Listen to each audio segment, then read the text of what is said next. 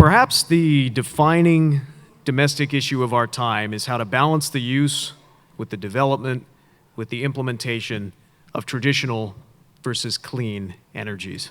Everybody has to power their homes, everybody has to drive their cars, cook their meals, but a lot of questions are now being raised about the impacts on climate change and the environment.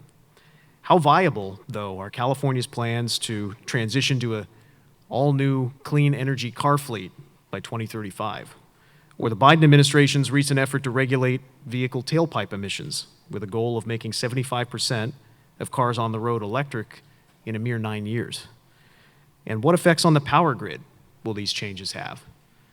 What is the impact of the Ninth Circuit Court's recent ruling just a few days ago that the city of Berkeley cannot ban gas-powered stoves, thanks, in fact, to a Nixon-Ford-era law called the Energy Policy and Conservation Act? And what about nuclear power? Isn't it just waiting to be tapped? I raise a lot of questions, and we recognize that there's not a lot of balance or synthesis to these issues. But to walk us through it, as we chart a path forward, I'd like to welcome back to the stage Danielle Butcher-Franz, who will introduce our third and final panel.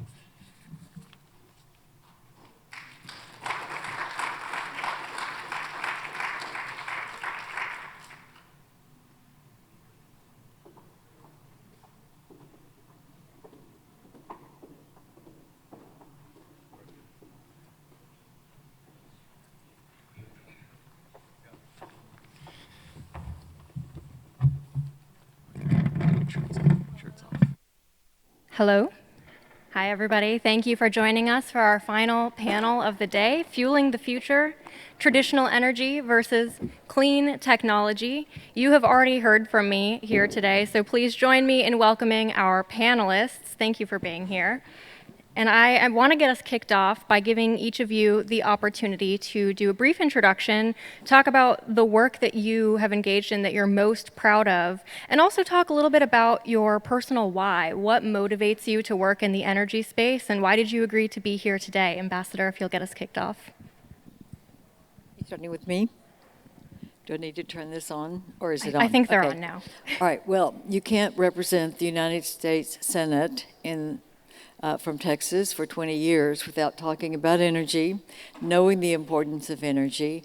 And of course, it has been a passion for me for all that time and before. And I think that what's great about Texas is that we do have, of course, a leading edge in the traditional oil and gas production. We're also a leader in the renewables. Solar and wind power are very much a part of our grid.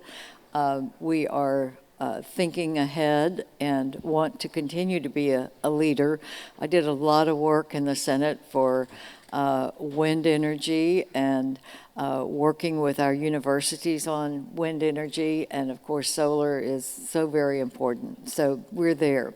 But I want to just take a few moments because my most recent experience, I think, has colored the whole issue of energy is security. And we can't talk about our country being secure in our own way of life if we aren't energy independent. We are now looking out toward the great power competition. If we are going to be in the great power competition, and of course be at the top of the great power competition, we've got to be energy independent. Energy independence means that we will also have the strong defense industrial base, which is going to depend on reliable, stable energy, and that we are going to have a burgeoning economy, which of course means that we have an ample, stable supply of energy. So national defense is going to depend on our going back to the drawing board. And here we are in Richard Nixon's home place, and we see how he started looking at energy running out in America as we were building our great economy. And he started early saying, the goal should be energy independence. 1973, we've been talking about that. His challenges were Middle East. His challenges were trying to bring China into the rules-based order. Now, what we are dealing with is a China that is now very much more powerful, very much a bigger player on the global stage, but they still are not in the rules-based order. And now we're facing a rising China that isn't doing what we need to have China do. If they are going to be on a level playing field, we need to have rules that everyone would abide by, such as making sure that intellectual property is secure, that we can have rules that everyone abides by for fair trade. And that's all we ask. We're not asking for the advantage. We know that we can compete on a level playing field, but no one can compete if your trading partner is not adhering to the standards of intellectual property rights.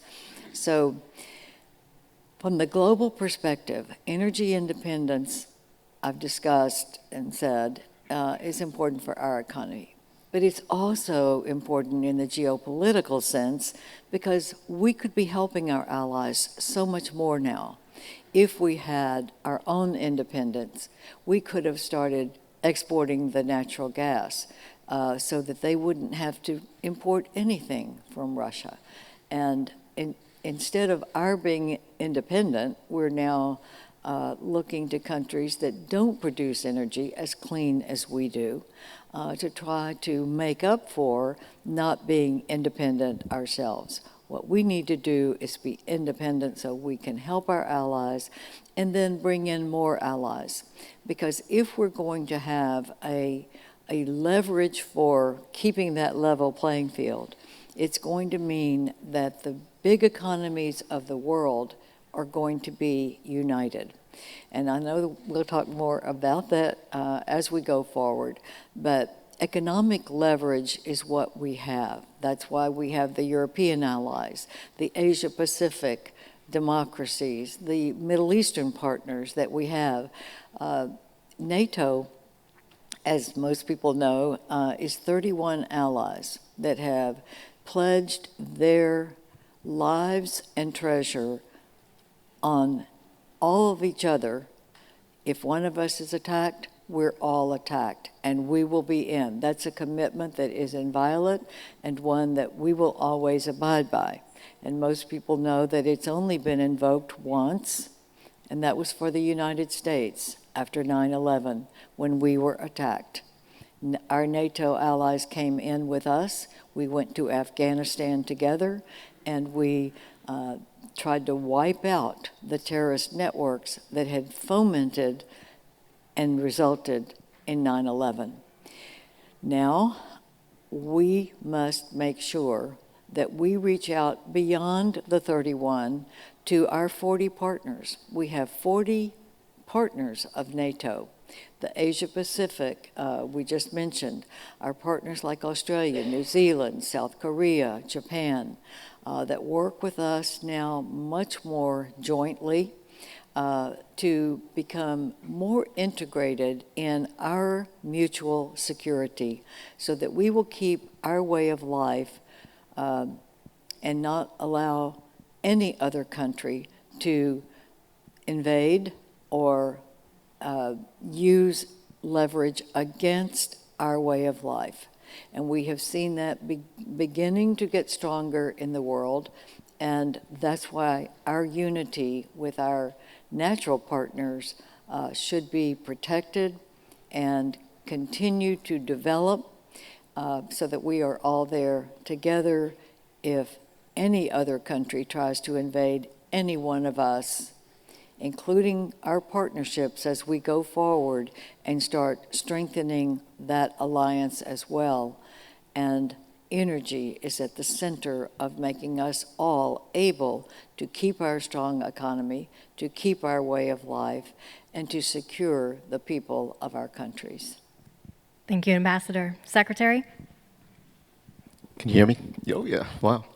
Thank you. Thank you for having me today, and I look forward to the conversation we're going to have. So to your question about what has drawn me to energy policy or what drives me to do the things I do today, I need to take a step back. I grew up as a kid in Louisiana, and I'm old enough to remember some of the acute issues that we dealt with around 1973 with the oil embargo and the gasoline shortages here in the United States. As a matter of fact, I remember sitting in the back seat of my dad's car waiting in line to buy gasoline in the state of Louisiana, a very large energy producing state here in the United States. Not nearly as large as Texas, but a really large state. And I remember even as a kid wondering why was it that we here in Louisiana were waiting to buy gasoline when we produced so much of it locally.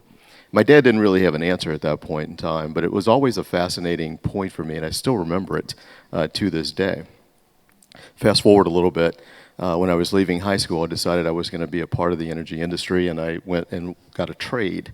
I became a pipeline welder, and I welded many of the pipes that carried crude oil, natural gas, along what is known as the I-10 corridor from New Orleans to Houston, all along the Gulf Coast. So that was my first introduction, if you will, to the energy industry. And back then it was somewhat concerning to me, even at that young age, that all of the pipelines that I was helping to develop or helping to weld and build were designed to be import pipelines. We were an importing nation at that point. So the natural gas, if you will, was coming into Louisiana for purposes of redistribution to the rest of the world or the rest of the country. And that concerned me a little bit because, again, I remember from 1973 sitting in the back seat of my dad's car wondering why we were waiting in line. And it dawned on me that perhaps that was maybe not the right choice or right decision for the country to make. Fast forward a little bit further, I ended up working on Capitol Hill and having a small impact on a few laws that govern the energy industry. But importantly, became very interested in energy policy and the history of energy policy here in the United States. And that's what really introduced me to Richard Nixon and some of the things that he did back in 1971, 1973, throughout that whole period in time that we just talked about. And as a matter of fact, the more I dug into it and the more I learned about what he did, especially in 1971, the visionary, where he wrote the letter to Congress, the very first energy policy letter from a president of the United States to the U.S. Congress, specifically dedicated to energy policy. If you go back and read that letter today, you will see the basis and the foundation for many of the laws that we have written since. So the Energy Policy and Conservation Act of 1975, the Energy Policy Act of 1992, the Energy Policy Act of 2005. If you read those laws and juxtapose them against that letter, you're going to see an almost exact match, which is amazing when you think about it. And what he talked about then is still relevant today. And the ambassador, should I call you ambassador or senator? Whatever. Hey, you usually works. You're so important. I'm sure what to address you as. When you think about what he said back then, as it relates to the development of all fuel sources, all of our natural resources here in the United States, things like, yes, coal, oil, natural gas, nuclear power, all of the things that we care about today, he was suggesting, 50 years ago that these are important concepts and important policies that the nation needed to act upon and needed to act upon quickly, and he urged Congress to do that. Now, it took us an awful long time to recognize those truths and to eventually act upon them.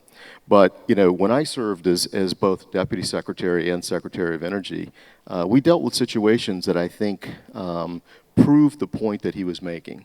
And I'll just give you one quick example, and I don't want to get too deep in the weeds here because I've got a person sitting to my right. Dr. Victoria Coates is sitting right over here. She knows a heck of a lot more about this than I do. But we found ourselves in a situation in March or February of 2020, in that time frame, right about the time the pandemic was really beginning to take hold, where the Saudi Arabians and the OPEC members, OPEC and OPEC Plus, had found themselves in a bit of a dispute with the Russians. And within that cartel, they could not agree on production numbers to accommodate the falling demand as a result of the pandemic. And there's a lot of finger pointing going on. And they called us up. His Royal Highness Abdulaziz is a friend of mine, and he called up and he said, "You need to help me work this out, because the Russians are doing X, Y, and Z. And of course, Alex Novak, who was Mr. Putin's energy minister at the time, called me up and he said, you need to help out. The Saudis want to do this, and I need your help to get them straight.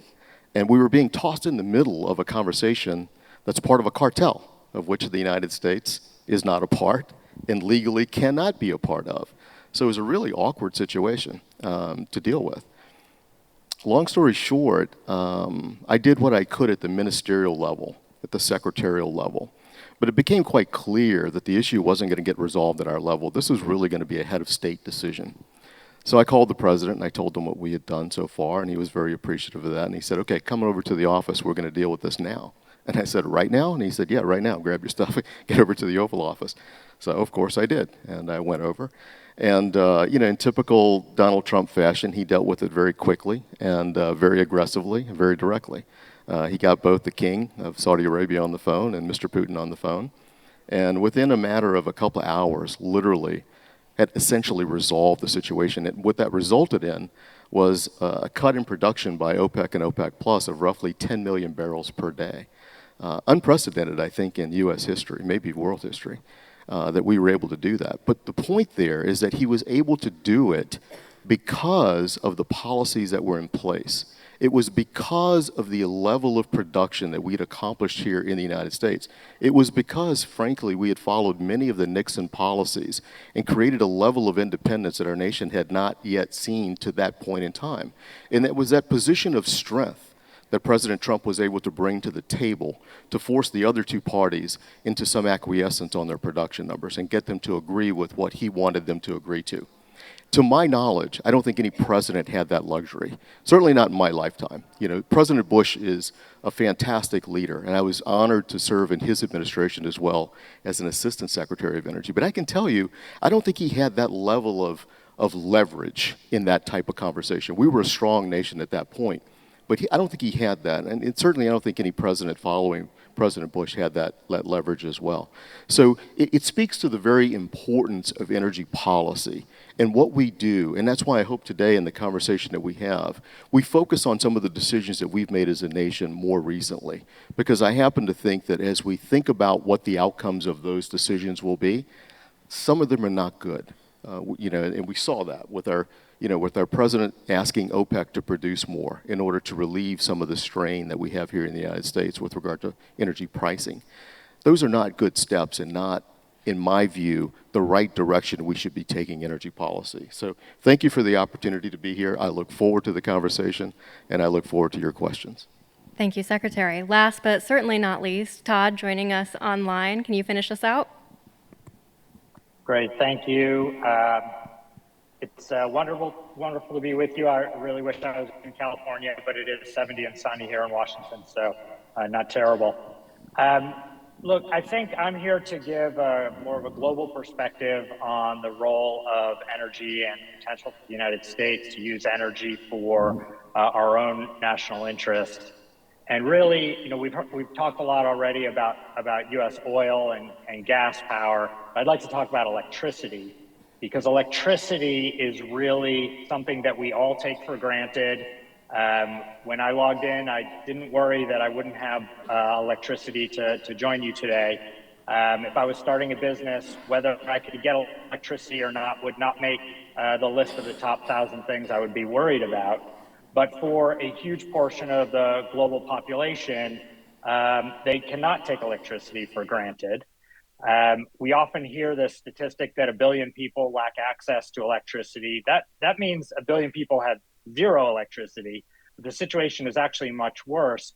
Nearly half of humanity experiences a power outage at least once a month. And I know what happens when a power outage happens in my home or at my business. Everything shuts down. And if this was happening every week, every month, it would be an absolute disaster. And that's really the reality that most people in the world live with today. And it's not good for humanity, but it's also terrible for the economy. And it's also creating opportunities for our strategic competitors. I've certainly been frustrated in watching the United States have so much potential to support electrification around the world and not always using that electrification. I came to energy sort of a weird way. I was an economist who, by complete accident, wound up being the West Africa deputy for Secretary Condoleezza Rice. It was a great honor to serve her and to serve at the State Department and for my country. But one of the absolute foundational realizations I took away from that experience is, with every ally that we were sitting down to talk with, we would ask them for help rooting out Al-Qaeda networks, for help fighting polio and HIV/AIDS. We'd ask them for help on democracy, help with all of our national security interests.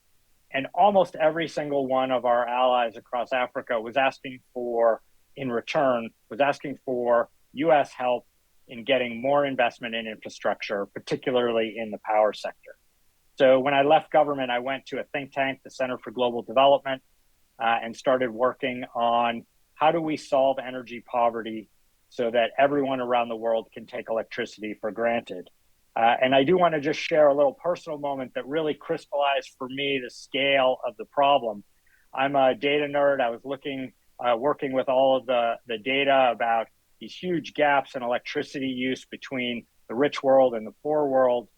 And over the weekend, I had to go buy a new refrigerator with my family. And I was in the appliance store, and you've probably seen, but probably not really paid attention to these little yellow Energy Star tags on every appliance. Well, looking at this fridge I was buying, I realized that my fridge would use more electricity than most people in Africa. And it really, for me, just showed an example of how one of the greatest or one of the worst manifestations of global inequality is in the energy sector. And so it is, I'm sure we'll talk more about this, but it is absolutely in the United States' interest to help support the energy transition, not just worrying about the big coal and big emitters like South Africa, China, but also thinking about countries that are still just at the beginning of building their power systems and ways that we can assist them for our own national security reasons, for climate reasons, for our own economic reasons. We want to make sure that American firms and American technology is deployed and treated fairly. And really, if we don't do that and we don't step up, then the Russians and Chinese absolutely will. So let me stop there. Thank you. Well, thank you for that. And I think your anecdote on the fridge is a good reminder and important framing for all of us to keep in mind. So my next question is for all of the panelists, but I want to stick with you, Todd, and then we'll come back up the line. We've talked a lot today about challenges. I think NEPA and permitting reform has been mentioned frequently.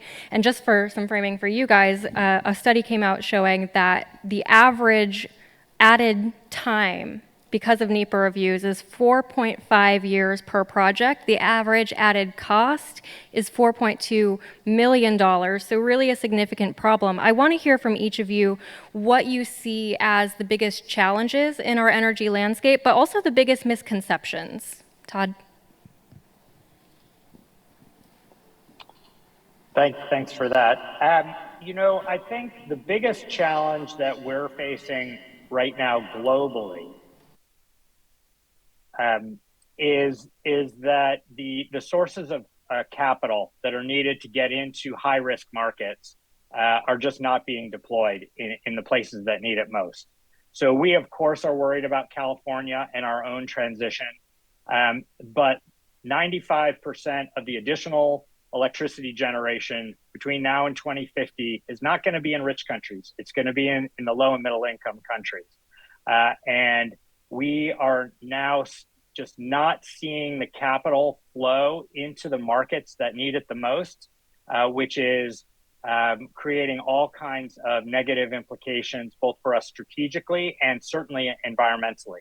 So I do think that we've taken some baby steps. One of the things I was involved in behind the scenes during the Trump administration that we should all be very proud of is the launch of the U.S. Development Finance Corporation and the passage of the BUILD Act in Congress, which created that agency. And that provides currently up to $60 billion in infrastructure that should be flowing into emerging economies to help them build smart, transparent, and competitive infrastructure. And we're just not using all of that potential right now. And I think that we're going to really have to focus on getting that done. Sorry, well, I agree with those comments wholeheartedly. I think you're absolutely correct. And I see Kim Reed's in the front row here, former Chief Executive Officer of the XM Bank here in the United States. The ability to finance these projects is absolutely key. But I think one of the reasons why finance is not following the project is because of the regulatory hurdles that stand in the way of the project themselves. And NEPA is obviously a roadblock to many of these projects. In America today, it takes longer to get the permit to build a pipeline than it does to build the pipeline. That's a problem. It's not only a problem in places like California, which has very strict environmental regulations. It's a problem everywhere. It's a problem in the Middle East, in the middle parts of America. It's a problem in places like North Carolina, Virginia, and other places here in America. Those are issues we have to address as a nation if we want to continue our efforts to become energy independent and to provide the energy security that I think the public is now demanding as a result of what we're seeing in Europe with Russia and Ukraine. The challenge for America, the other reason I say this is that when you think about the production numbers in America, they're astounding. They're absolutely astounding. I mean, in 2020, we became the largest producer of oil and gas in the world. We were larger than Saudi Arabia and larger than Russia. Think about that for a second. So production is not really our issue any longer. What our primary roadblock or our primary hurdle is the infrastructure needed to get that product to market, to get it to the ocean, to get it around the world to help our allies, to get it to places like Africa where there's a huge energy demand and it will continue to grow, simply to get it to other parts of the United States. I mean, it's becoming a larger and larger challenge. And I think one of the reasons for that, and I don't have a perfect answer, I don't have a crystal ball, but one of the reasons I think is that we've lost our balance between our concern for environmental stewardship and energy security. For a very long period of time in American history, we viewed energy policy almost exclusively through the lens of climate change, almost exclusively through environmental impacts. Are those important? Absolutely they are. Should this industry, the industry that I'm now in, I run an energy company out of Houston, Texas, should we be concerned about things like methane emissions? Absolutely. Should we be held to task for those emissions? Absolutely. No one is arguing against those things. But it is important that we understand that we can meet environmental goals sometimes by replacing certain fuel sources. If we are to replace coal, for instance, a more carbon-intense fuel with natural gas, we will reduce the environmental emissions not only here in the United States, but globally. And we will still meet those 2030 and 2050 goals if that is our ultimate goal. But what we can't do is continue what we've done for the last couple of decades, and that is to view everything in the energy space as something related to climate change. It simply doesn't work. There must be a balance between our security needs here in the United States and around the world and our concern for environmental stewardship. I'm going to go from where you just left because I think Dan said it perfectly. That we've got to look at the challenge of bigger economies. As Todd mentioned, we're going to have the countries that are not really don't have the energy capacity to really invest and build their own economies, but they're going to. Look at a country like India that now is the biggest population in the world, and with their energy needs, we need to be looking at helping to produce clean energy, working with the countries that are building in their economies. But building on that, you say the question is, so what are our obstacles? It's really regulatory stability. That is what keeps us from being able to take the next step after production. We could be producing so much more. And in fact, some people say, well, but you have all these leases that are out there that are not being produced. Well, they're not being produced because we aren't giving the indication that there is going to be a regulatory stability, that if we make those investments, $25 million to go into the ocean deep or to do more fracking, that we have to know that we can recoup those costs and then make a profit. And that's where the stability isn't there. And Bob Martin said this morning, well, we need an energy policy. We need an energy policy because if we had a policy of what we wanted to do with the renewables, with the research for batteries that could be making wind and solar more stable, if we had that with its regulatory regime that goes with our policy, and also expanding our refineries, expanding our pipeline capabilities, and know that if we make those investments, we'll be able to get the production into the marketplace and be able to export it for more trade and more help for our allies. So if we had an energy policy, then we would have regulations that would have to meet those policies, and we would have then all of the above. This panel is traditional versus the new energy. It should be it should be traditional and the new sources of energy, because we all want to have the clean goals for the future. And we're going to need that as more economies grow. We're going to have to work toward having the availability of the clean energy and also the affordability, which is what we're looking at now. So then you say, and what are the misconceptions? The misconception is that we can do away with oil and gas, all the fossil fuels, and go all clean all the way, and everything will be fine. We have to do it step by step. We can't do it tomorrow. We have to have the stable energy that also supports the research for the future energies and transition. We are in a transition period, which we all know and agree is the right goal.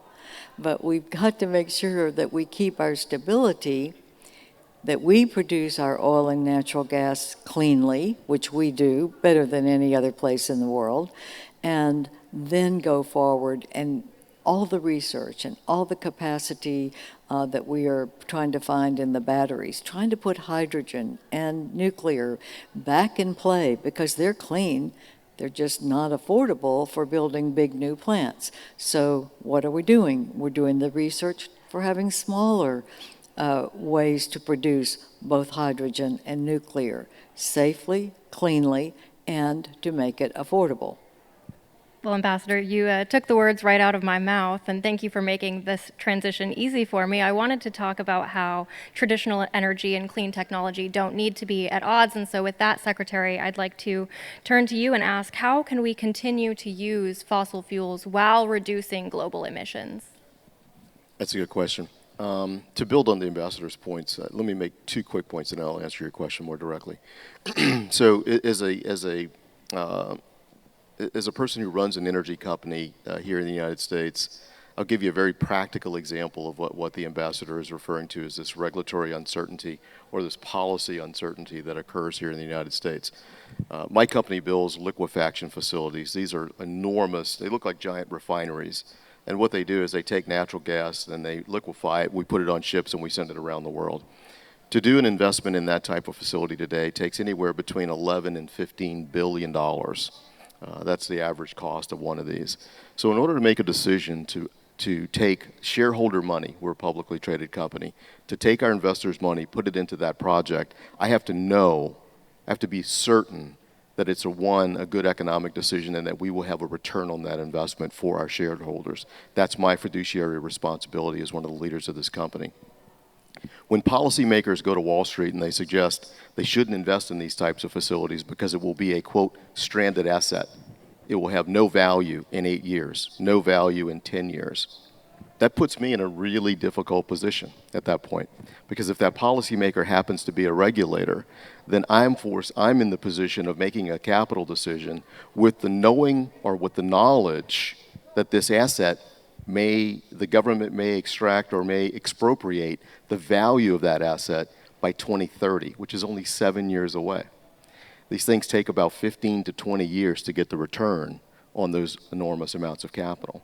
So I can't make the investment, and I think that's what we were talking about earlier. Why doesn't the money follow some of these markets that are almost obviously underserved? That's the reason. Because if I do that, if I put that $15 billion at risk, knowing that the asset may be devalued by government policy in 5 or 6 or 10 years, I might go to jail under SEC rules if I make that decision. So I'm not going to make it. I'm not going to put that money at risk. It's just that simple. The second point is, when we talk about transition, I think it's important for us, and I go back to the letter that President Nixon wrote in 1971. If you look at it closely, he uses the word transition, or maybe it was a 73 letter. You go back and you read it, he uses the word transition in the very first sentence of that letter. Now, it obviously meant something different back then than it does today, but I think we ought to further redefine that word. So, the ambassador spoke to this just a minute ago. When we think about transition, we often think about it in the most simplistic term. We're moving from something to something else. In this case, there's a policy group that's out there today that suggests we should move from fossil fuel production to renewable fuel production, only renewable fuels in certain cases. That's never happened in human history. You can pick the time frame, 100 years, 1,000 years, 1,000,000 years, 2,000,000 years, I don't care. It has never been the case in human history that we have transitioned away from one fuel source to another, not ever. Not even whale oil, which we still use today in certain parts of the world. We use more biomass today than people did 1,000,000 years ago. We use more wood, more types of cellulosic fuel sources. That's biomass. We use more of that today than we ever have. We use more coal today than we ever have. We use more natural gas. We use more oil. We use more nuclear power. And yes, of course, we use more renewable fuels. Why? Because populations are growing and economies are growing, and we need more energy. So we need all forms of energy. So if you think about that word transition, what does it really mean? If you think about it, it means we're transitioning from less energy to more energy. That's the transition that we're really talking about. We're not talking about moving away from a fuel source. Again, it's never happened in human history, and I dare say it's not going to happen in my lifetime. So as we think about it, again, going back to that fundamental point, how are we going to think about energy policy here in the United States and the EU or any other regulatory or policy-making body around the world? I would suggest that it's time for us to balance our needs between our environmental stewardship, which we can do with fossil fuels, and our need for energy security, which ultimately I think if you take away the security part of this equation, you're not going to meet any climate goal. It doesn't matter what you're trying to do. When the lights don't come on and economies don't produce, it doesn't matter what your climate goal is. You're not going to meet it. So it's important that we balance these two things. Now, in the context of an energy transition, I think that can kind of have different meanings to different people, but I want to turn to you, Todd. What is the role of energy exports from the United States to the rest of the world during an energy transition, and why is American energy better than our competitors? Yeah, so I think we want to, I know we've talked a lot about oil and gas. Africa actually is producing increasing amounts of oil and particularly natural gas. And, a lot of European countries after the Russian invasion of Ukraine rush to Africa to try to sign some long-term gas contracts. The challenge for those countries, and here I'm talking about countries like Mozambique, Nigeria, Ghana, Senegal, the challenge for them is to make sure that all of their natural gas is not exported to wealthy Europeans, but some of it is used for their own economies and for job creation at home. That's a very important reason that the United States needs to stay involved in downstream power production, including gas-fired power plants that actually pair quite nicely with solar. And of course, Africa has massive amounts of untapped solar potential. So gas and solar together are actually a quite nice mix, not everywhere, but in a lot of economies. And so we want to make sure that countries are able to take advantage of that. But I don't think that Africa is going to be a big buyer of U.S. LNG. Right now, there's not a single LNG import facility in the entire continent. But where the technology from the United States is going to be in high demand is in some of the things that we don't always think about. So one is in some of the soft infrastructure, like the digital management of power grids, where the U.S. is a leader. Advanced nuclear. The ambassador mentioned next generation nuclear, which traditional nuclear is too big and too costly for most emerging economies, but small modular reactors, microreactors, those are going to be extremely attractive in those markets. And that really gets back to the point for the United States, which is that the financing has to be made available to get those projects going. That's through the Export-Import Bank, through DFC, and through other facilities. So I really think that that's the way that the United States can help use our technology to help countries transition from low, unreliable energy to abundant, reliable, cost-effective energy. Now, thinking about domestic energy production and the energy transition, I think that oftentimes there are communities that are left behind in these discussions. So I want to turn to you, Ambassador. How can we ensure that these communities that have depended on the jobs and security of traditional energy are heard and included in any sort of energy transition?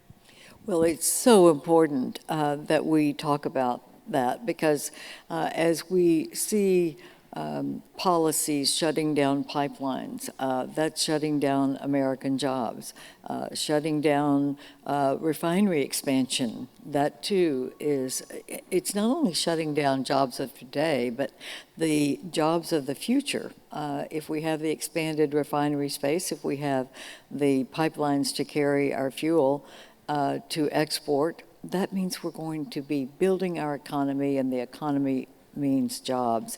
And I do think that our members of Congress, bipartisan, agree with that. And I think what the Secretary said several times is, maybe we're just putting the climate change up there without looking at the whole picture. Yes, we want to make sure that we clean up our environment, and we are doing it in increments. But we also have the jobs and the economy, and that's what we ought to be looking at as the whole picture. And then, of course, security, which I am very much focused on. Energy security is security, period. So I think that our smaller communities are being heard. I think Congress is very, very tuned in to what the people in their constituencies are saying.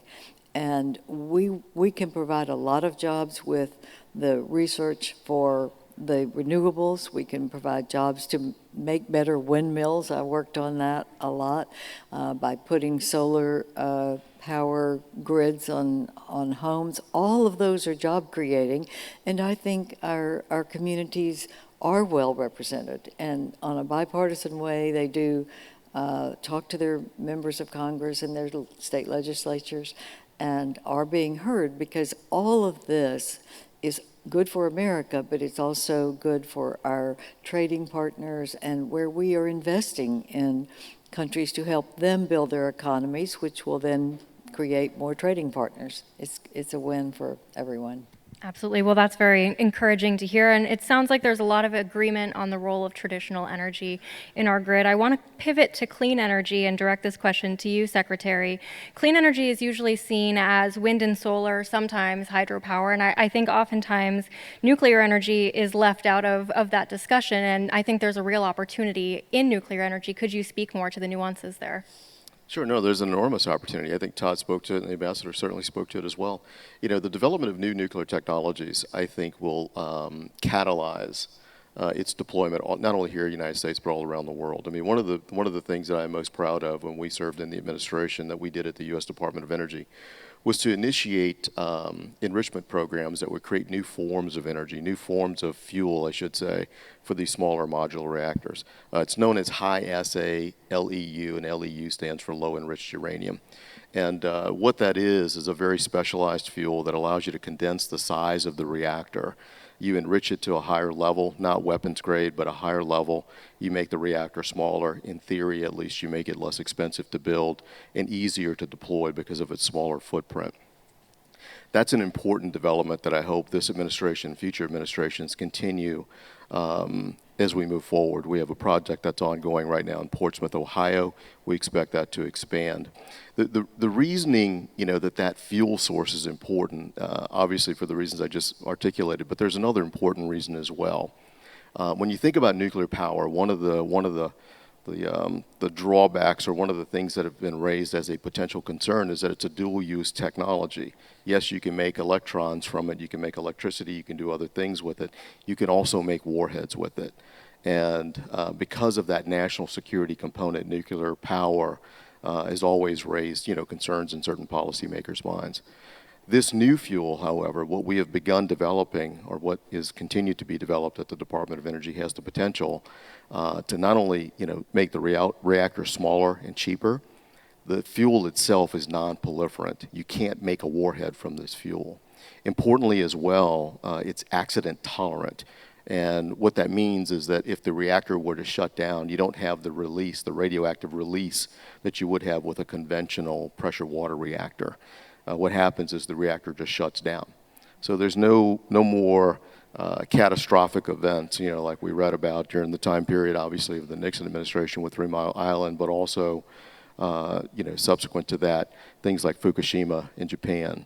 Those types of accidents become much less likely, if not impossible, to happen with these new fuel sources. So I'm very excited about the future of nuclear technologies. And candidly, I'm very excited about the renaissance I've seen in this area over the last 2 to 3 years. Candidly, when we were in office trying to develop these programs for these new fuel sources, nuclear wasn't quite as popular as it is today. So I'm happy to see the renaissance and the comeback, if you will, for this important industry. Yeah, absolutely. We always tell our activists at ACC that the nuclear of today is not your grandparents' nuclear. So, Ambassador, turning to you, your home state of Texas is well known for its oil and gas industry, but it also has a prolific wind and solar industry. What lessons can we learn from the Texas energy grid? Well, all of the above, exactly. I am proud that Texas has taken a lead in the solar and wind, some bio, even water wind terminals out in the Gulf of Mexico. And so I think we have always had as our bread and butter oil and gas. And we have been so fortunate to have that great natural resource. And I will say our Texas founding fathers made sure that our public lands were kept in Texas when the treaty with the United States for Texas to become a state was signed. We kept the public lands.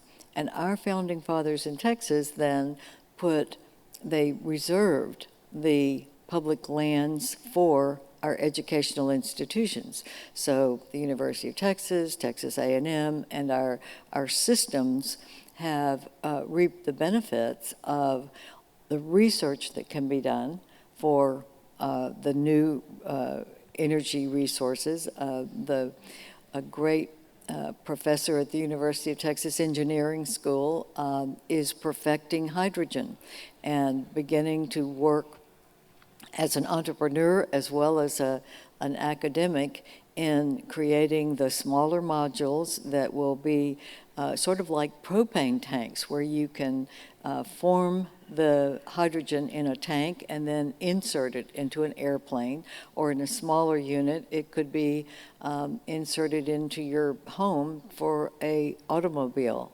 fueling. So these are creative things that have been happening in our engineering schools because we have put that oil and gas money to work for the future.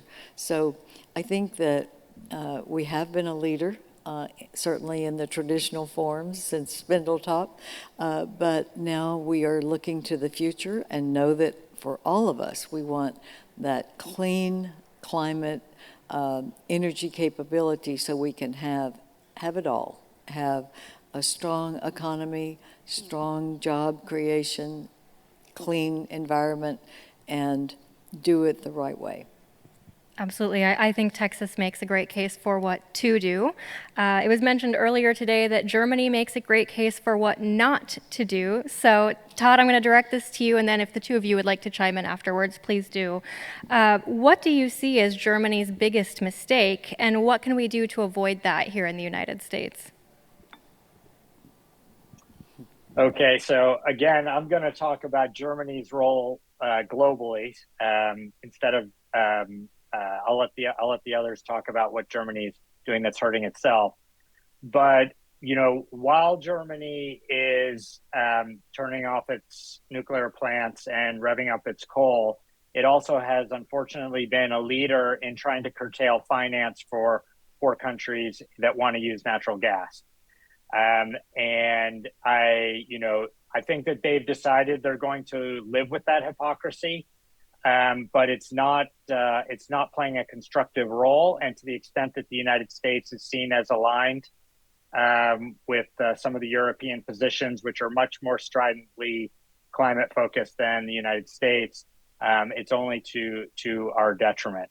So I hope that the United States is going to be able to carve out its own position and be seen as I think we'd like to see ourselves as a global leader on energy. That we're not just going to focus on doing this for ourselves, but actually helping to build a global energy system that serves long-term American interests.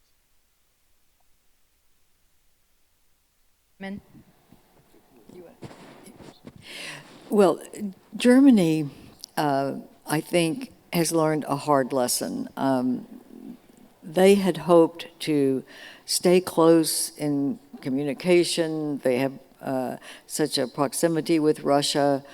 They wanted to keep those lines open, and despite our strong objections through Republican and Democratic administrations against the Nord Stream pipeline 2, nevertheless, Germany kept going forward.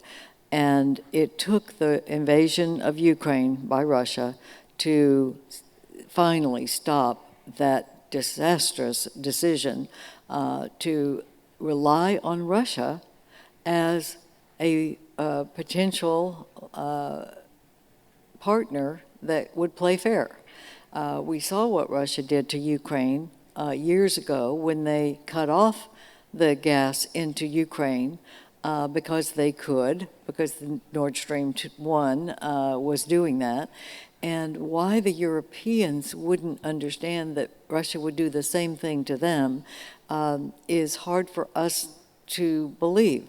And, when I was at NATO, the Eastern Europeans that broke off from the Soviet Union, they understood the Russians, and they were always very strong in saying, you cannot trust the Russians. You should not have the Nord Stream 2. You shouldn't depend on Russia for anything because they will, Putin, as long as Russia is led by Putin. And I want to emphasize that I am not against the Russian people. I want them to have a good way of life, but they're not going to have it as long as Vladimir Putin is the head of their country. The Eastern Europeans understood that so well, and now I think all of Europe is understanding it. But the Germans took Nord Stream 2, and now they're having to pay the price. I think that they have continued to make a mistake by closing their nuclear plants and keeping coal open. That just doesn't make common sense to me. And I had hoped that they would maybe reopen the nuclear plants, which France has shown you can do in Europe very environmentally safely, but also France has found a way to use the waste of the nuclear production to a good use. Germany could take from that. So I would say what Germany is doing right is, number one, they have been a very strong ally. They have appreciated America because of the German Marshall Fund after the war. They have been with us in so many areas, and they are an ally that has not wanted to lead in security because in the aftermath of World War II, they didn't want to be considered a lead in security. Now they are beginning to start being more helpful in the security arena. I think they will see the light on energy. They are building more of the receiving facilities for natural gas. They will buy from America and other allies. And there is natural gas being produced in the high north, which they will be able to do. Germany doesn't move as fast as I would like, but I think they will be going in the right direction. And when they have seen the mistake of the Nord Stream pipeline, that they will adjust and they will come back into the fold. But they have certainly been a model for what not to do, which I think they would admit themselves. I agree with all of those comments from both of the speakers. I think they're very very appropriate. You know, when I think about Germany, I applaud, what they've done with regard to their recent decisions on things like regas facilities in the north part of Germany. That's important.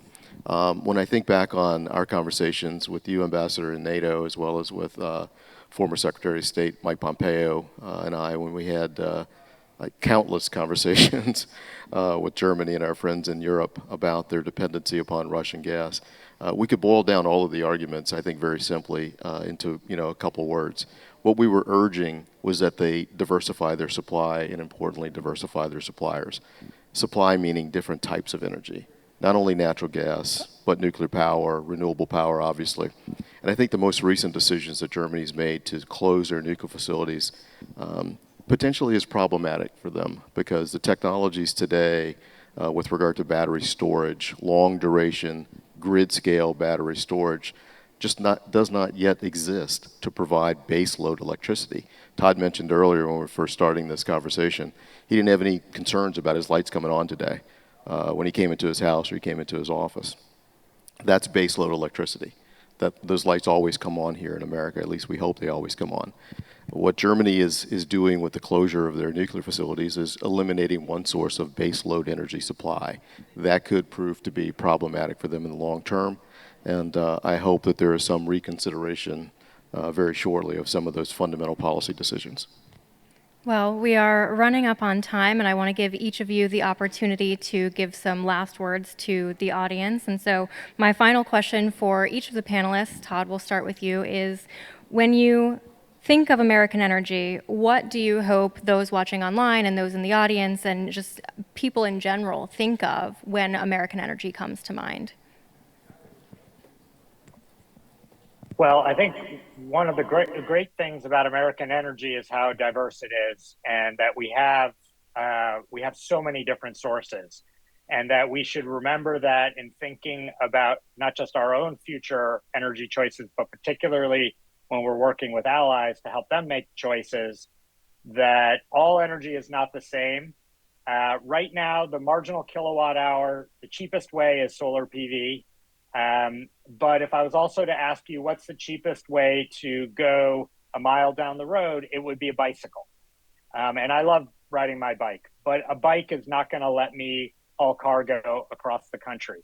So just like we need a diverse transportation system that has ships and planes and small cars and bikes, we also need all of modern economies need diverse energy systems that can deliver different types of energy at scale for all the things that we need to live a modern, prosperous lifestyle and to have modern, prosperous, high energy economies.